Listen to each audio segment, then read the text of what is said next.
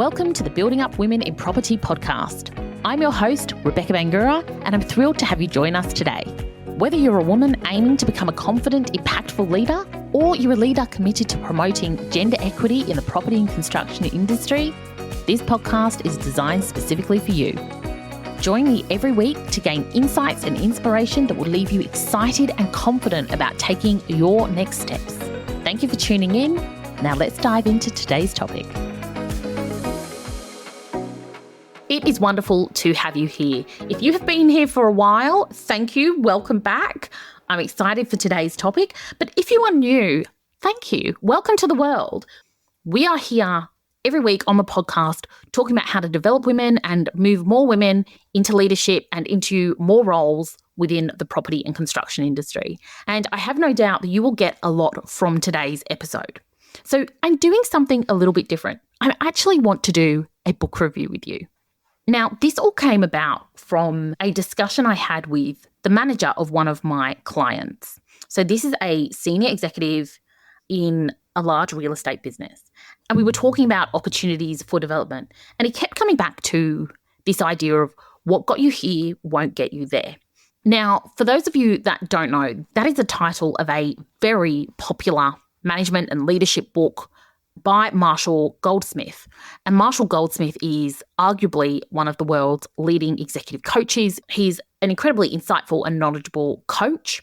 And in this book, he talks about the 20 unhelpful habits that leaders need to stop.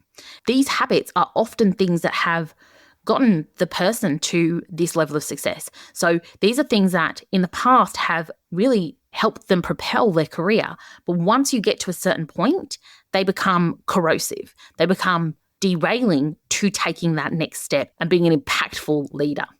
I read this book many years ago and I think it's a fantastic book.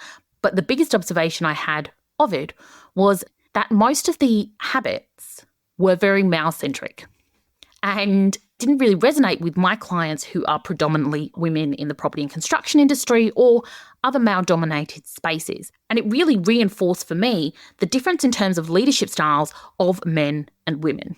And What Got You Here Won't Get You There. It's a very well-acclaimed book. It's a great book. But since then, Marshall Goldsmith actually collaborated with Sally Helgeson, who is a leading expert in women's leadership. And together they wrote the book, How Women Rise, Break the 12 Habits Holding You Back from Your Next Raise, Promotion, or Job. This book resonated with me. Every one of these 12 habits I see exhibited by women on a daily basis. And over the last month or so, I have found myself talking about this book with so many women. And I realised that actually this is a book that I would recommend for any woman who wants to have an impactful career, who wants to be a leader in their field. Because as with anything, the first step to changing our behaviour is to first recognise it. And as we go through this list of 12 habits, I'm sure that at least one or two of these will really resonate with you. And I think it's also really important to acknowledge that once you reach a position of leadership, behaviours are what will make or break your success in that role. As you rise further in your career, you become less involved in the day-to-day. You become less of a subject matter expert, and instead you become an expert in leading people, in understanding strategic thinking, and tapping into the knowledge and insights within your organisation and within your team to understand complex situations and make good decisions from there. And behaviours are crucial to doing that. So without further ado, I'm going to jump into the 12 habits. And as I said, I think everyone listening will find one or two habits that really resonate. And they certainly offer food for thought. And I want you to, as you listen today, use this as food for thought about where you might be stuck in your career and what would help elevate you to that next level. Okay, so habit number one is the reluctance to claim your achievements. Now, I see this day after day after day. Women will celebrate their successes as part of a team. They will constantly look to others and acknowledge other people's contributions, but most women struggle to accept praise for their contribution. And in the process of deflecting the credit, women actually undermine their contribution to the success. This is usually rooted in not wanting to seem full of ourselves or egotistical. But by deflecting the credit, you actually diminish your perceived contribution to that success. So here we want to get out of the habit of saying, I couldn't have done it without my team or my boss. And I know it can be very difficult, but acknowledging your own achievements starts with simply saying thank you, simply recognizing them and holding that space. Okay, habit number 2 is expecting others to spontaneously notice and reward you. Now, this is the expectation that by doing the job and doing the job well, you will in turn be recognized. And I hate to say it, but this is a complete and utter fallacy for a couple of reasons. The first reason is that everyone is too busy focused on what they are doing to see what you are up to in your day-to-day job. People are often not even aware of everything that goes into creating the outcomes and results that you achieve. And that is particularly true for managers and leaders who are busy and oversee lots of different things. So expecting people to recognize all your hard work is, first of all, unrealistic. But the second problem with this habit is that if you are a highly competent person who is doing the work day in, day out, showing up, delivering excellent results, and never putting your hand up or demanding recognition and reward, then you will quite likely be bypassed by someone who is seeking that. This is where we often see people with less skills or experience getting promoted ahead of others. And the reason is because they have called that out as what they want. And businesses don't want to lose good players. And so if they perceive that someone else is a higher flight risk to the business, they will likely promote that person ahead of you because you've never explicitly told them that you are looking for that next step. So if this resonates with you, you need to take ownership of your development and you need to be clear on what it is you want to achieve. You need to articulate that clearly and you need to demonstrate what you are doing day in, day out, instead of hoping or expecting that others around you will notice. Now, habit number 3 is overvaluing expertise. This is when we are seeking to be the subject matter expert, to really understand the ins and outs of things. This is where we stick our head into the books or we do the course or the program or the degree to get more insight and knowledge on a particular topic based on the assumption that we need to understand every aspect of the job in order to do it extremely well. The challenge of a leader is that as you become more and more senior, you will do less of the day-to-day work. You will become less of the technical expert and you will look to those in your team to be the subject matter experts. This is really hard, particularly when being that subject matter expert has in the past gotten you to this point in your career and you've done well in your career to this point. So the shift here is to really step out of the mastery mindset. And this requires you to look around you to the people with the right expertise in order to inform you and guide your decisions rather than you needing to know all of the detail. We are halfway through the year and it's the perfect time for a progress check. Are you on track with your goals or do you feel like you're slipping behind? The good news is there is still time to achieve your goals if you start now. To help you get there, I've created a mid-year check-in guide. This guide will help you clarify your progress, identify what's holding you back, and get you unstuck and laser-focused. With it, you can move forward to create the results you want, so you can have that more fulfilling and rewarding career and life. Head on over to rebeccabangura.com or find the link in the show notes to get your copy and start moving forward today.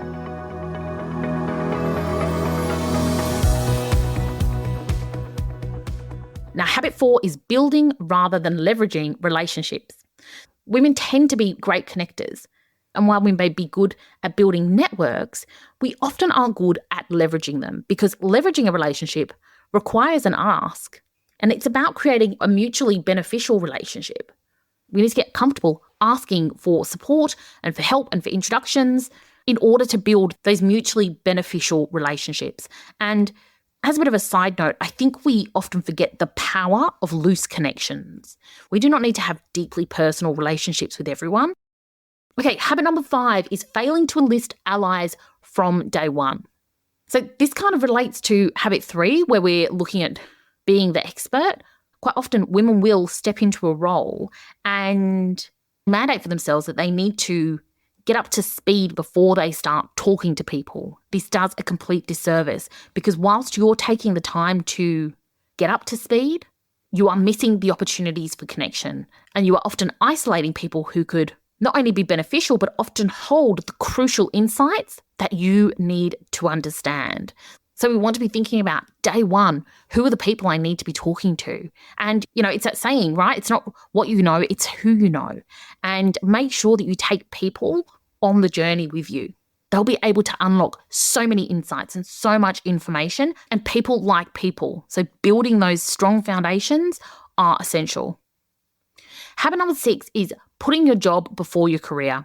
Now, I'm going to come back and do an entirely separate podcast on this one because this is such a big, juicy one. And I see time and time again women pouring all of their efforts into being outstanding in their job without taking any strategic view on their career or the life that they are living. And if we are not, as individuals and as women, planning our own careers and taking charge of them, we will simply be at the mercy of things happening around us. So instead of being in the driver's seat, we will be reactive rather than proactive and mid-level professionals. The difference between people that are driving their career and people that are responding to opportunities as they present themselves.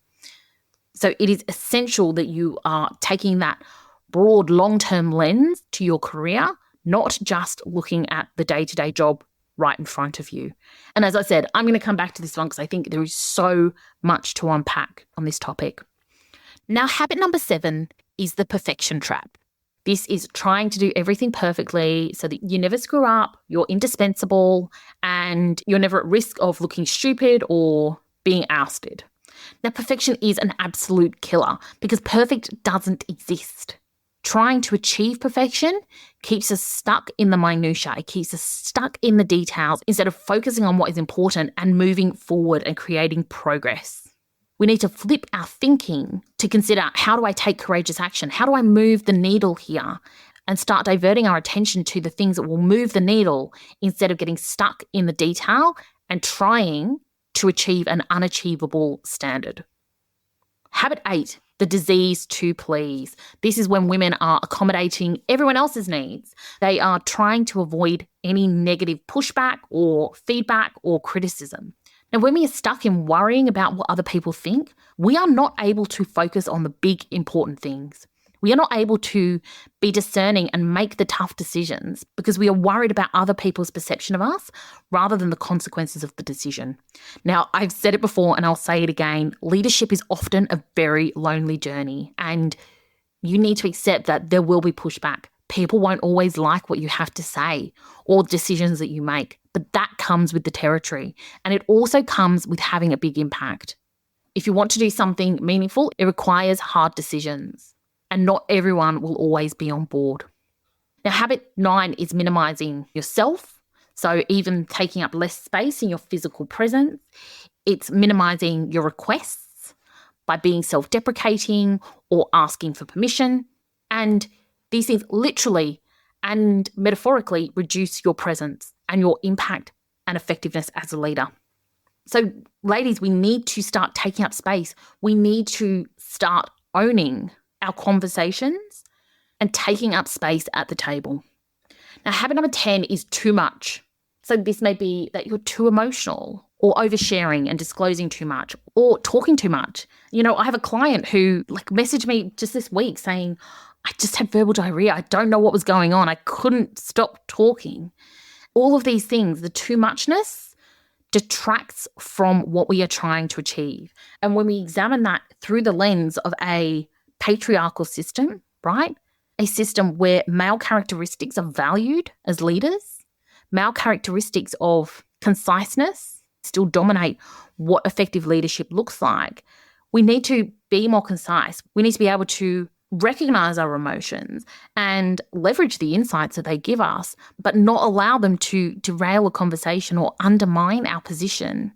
And again, this can be hard, but as with all of these things, it's about breaking the habit. It's about changing how we do things. And we are all able to do that. Our brains are able to do that if we focus our attention on it.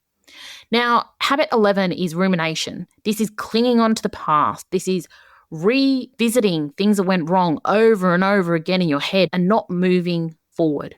Now, I'm all for self-reflection and recognizing what worked, what didn't, and what you would do differently.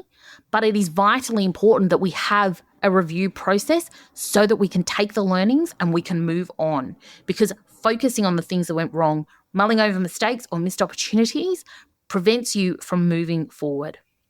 Now, finally, habit number 12, letting your radar distract you. So this is doing too many things at once, taking on too much, and letting other people and situations distract you from what is important to you.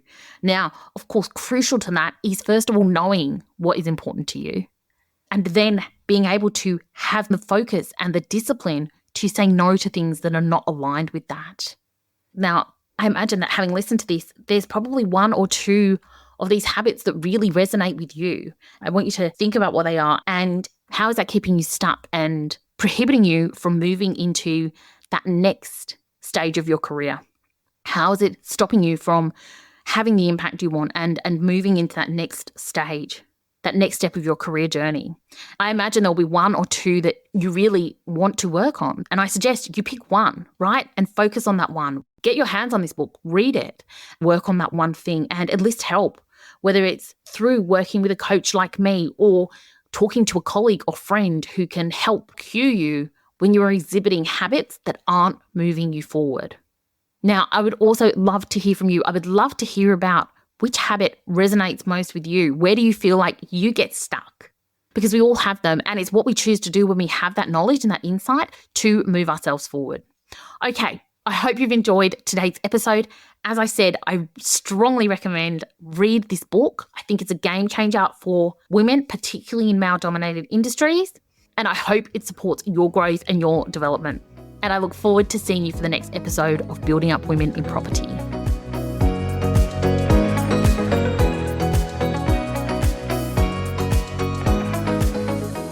Thank you for joining me on the Building Up Women in Property podcast. I'm Rebecca Bangura, and if you'd like to learn more about what I do, head over to LinkedIn and connect with me. Have a beautiful day, and I'll see you next time.